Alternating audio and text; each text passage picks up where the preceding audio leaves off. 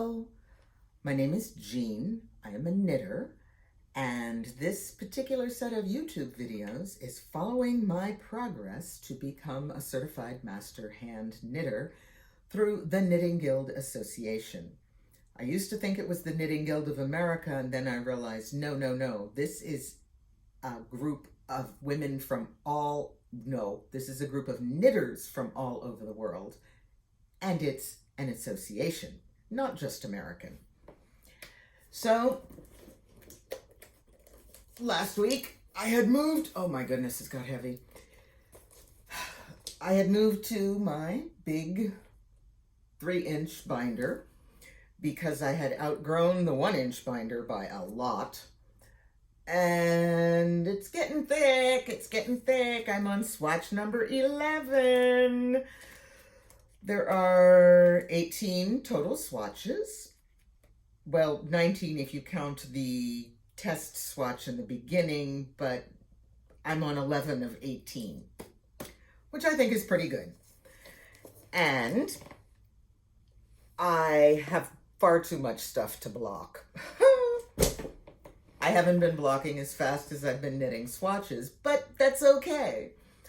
I got 2 swatches finished just this weekend, but I also went this weekend to the 23rd annual Shepherd's Harvest Festival just outside of St. Paul, Minnesota.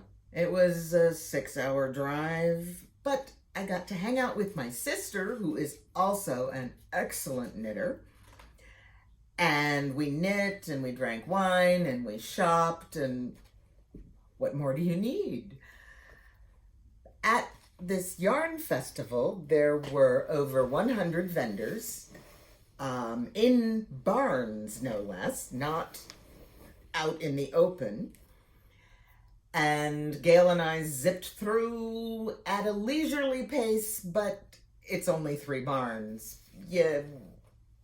There was lots and lots of hand-dyed yarn from independent dyers. It was gorgeous.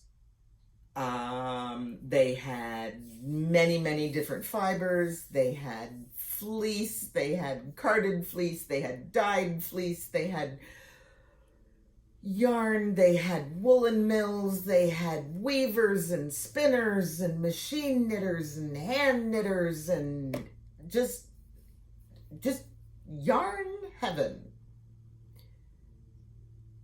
Gail and I bought not a single skein of yarn at the festival. I am focused on knitting for this master hand knitter, and I do not want to be distracted by adding projects to my knitting pile. My goal was to get gadgets and tools and things to help me move forward with everything I do. I got, can you see? It's knitter's graph paper. It's not squares. It's actually proportional to the way your stitches come out when you are working in a stockinette pattern. I'm looking ahead. I'm going to have to design and knit a Fair Isle sweater. I have tons and tons and tons of colored pencils, so I can easily draft out and see what these patterns are going to look like before I knit them using knitter's graph paper. Yay! I also got some of the elastic cord that you use to try on a sweater when you are knitting it from the top down. It's pretty cool stuff. Of course I got it in purple. That's my favorite color, you know. I also got, this is a digitally printed Niddy Noddy that breaks down to store flat, and it's portable. You put it together, you hold on to it because it doesn't fit tightly or snugly, which means it's not going to break. And think I'm sitting on my yarn. Oh, drat. You tie a knot if you want, or you can just hold it. And then you wrap the yarn around in this pattern. Can you see what we're doing here? And there are old traditional songs that you sing to count, but what I'm going to end up with is a yarn that has been wound into a hank, and the hank will be, as you can see, this is 18 inches. It's going to be a 1 yard length. So I can count how many yards I've got by counting how many loops I put on to my nitty knotty. And it will end up in a neat little hank if I choose to tie it off correctly before I remove it from the nitty knotty. And I will know how many yards of a particular skein I've got, or I will have transferred something. Maybe I ripped out a sweater and I want to reuse the yarn, but I have to block it, so I need the yarn in hanks so I can get it wet and hang it up to dry. Ta-da! The Nitty Knotty will do it for me. I also got from Knitter's Pride. I'm not subsidized advertising or anything, it's just a fact. Pins that I can use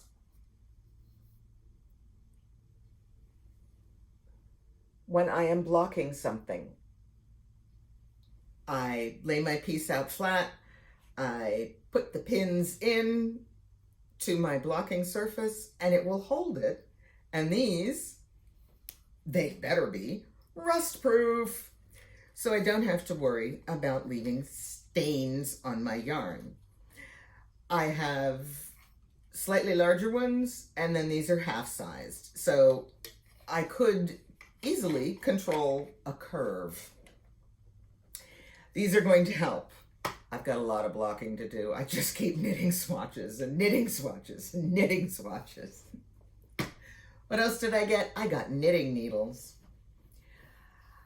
I got, finally, a set of the Xiaogu, because I love Xiaogu needles. Teeny tiny shorties, which will allow me to create, see how short these points are? 3 inches, 1.5 inches, and they have 6-inch cable and a couple of other slightly longer cables, which will allow me to create a 9-inch circular knitting needle. And that will help me finish socks and color work mittens that are just not behaving themselves on double pointeds the way I used to be able to just finish them. Don't ask me, maybe my brain broke. But this makes me happy.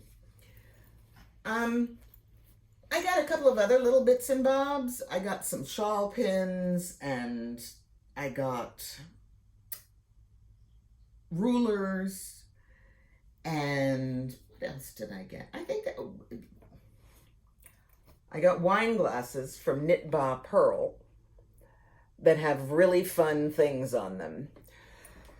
This one says sheep-faced, and I'd actually already owned it, but there are 4 in the set, and one says yarn-bombed, one says nothing, but you have to translate it. Anybody figured it out? If you knit while drinking, you're going to have to frog. Rip it, rip it, rip it. And the last one is 3 sheeps to the wind. I hope you can see. They make me happy. They're lots of fun. And yes, I do occasionally drink wine and knit, but not usually a lot of wine. But yeah, ball of yarn, wine, knitting needles, frog. But even though my sister and I did finish off a few 3 bottles of wine over the entire weekend, we're sensible. We did get a lot of knitting done, and I am very, very happy with my pile of loot that includes no yarn. But the best thing that happened to me, my sister, who is an incredibly good technical editor, read through my blocking report and gave me the best feedback on not the content, which was what I received when Carrie read, but how I make the content more easily understood through much clearer grammar. Oh, I'm going to love that. She also knew that I was a few words over their recommended limit and gave me some tips on how to cut out one word here, one word there, one word here, and bring it down. It's going to take a lot of typing. I'm going to have to go in and edit the entire report, but that's really what I wanted. It is now much more easily understood and useful. I think it's a success.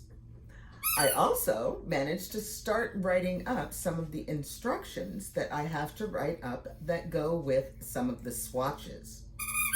And when I got home, I had actually ordered some Cascade 220, which is the yarn that is recommended by the TKGA for the swatches. I had chosen a color that didn't look this bright, but I think it will work because it isn't dark and it isn't heathered, and I can easily see my stitches. This color is Butter. It is the non-superwash version of Cascade 220. I didn't want to add superwash into the mix.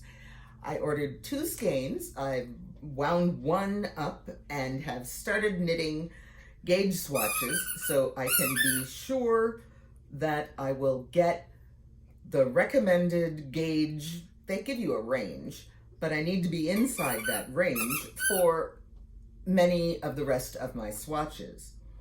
I have a requirement from the TKGA to knit swatches using the same yarn for, I think, 5 of the swatches, and I've done the first set so far, and I need to make sure that I have saved more than enough yarn to knit up swatch number 15, and then I know I've got that, but I can do all the rest of my swatches in Cascade 220 Butter.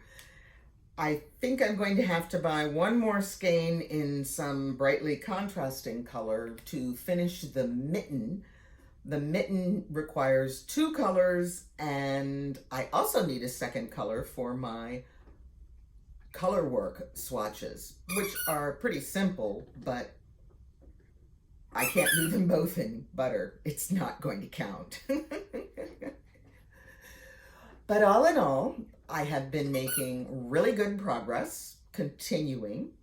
Tonight, I will be going to a meeting of our knitting guild and sharing my progress with my knitting guild buddy, who's also working through level 1. And I'm really looking forward to that. It should be a blast. Until then, y'all have a wonderful day and keep knitting.